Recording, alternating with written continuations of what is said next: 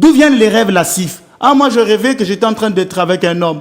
Ah, j'ai un mari de nuit. Oh, j'ai une femme de nuit. Ah, j'ai un dorlis. Non, je vais vous dire quelque chose. Les rêves lascifs traduisent l'état de notre âme qui est malade. Si vous avez une âme malade, une âme attirée par le sexe, vous allez faire de tels rêves.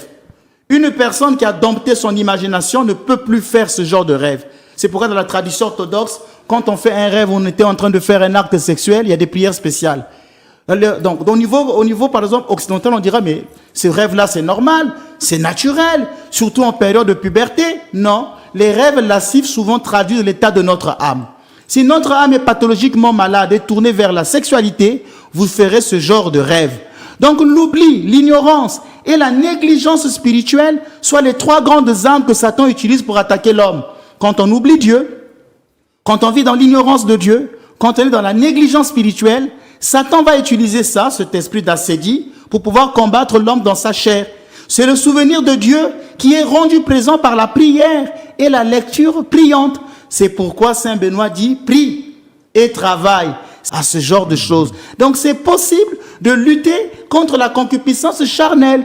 Aujourd'hui, dans notre monde, quand on voit des personnes qui font vœu de chasteté, on pense que c'est impossible. C'est pourquoi quand on leur parle que Joseph et Marie n'ont jamais eu d'acte sexuel, tellement qu'ils vivent dans un milieu lascif, dans un milieu hédonique, donné au pouvoir sexuel, ils se disent, c'est pas possible. La plupart des gens qui refusent la virginité de la mère de Dieu, ce sont des personnes hédoniques. Mais les personnes qui ont souvent accepté ce dogme, comme les saints moines, parce qu'eux-mêmes ont connu l'impassibilité, tellement qu'ils ont atteint ce degré d'impassibilité, se disent, si moi je l'ai atteint, pourquoi pas la Vierge Marie?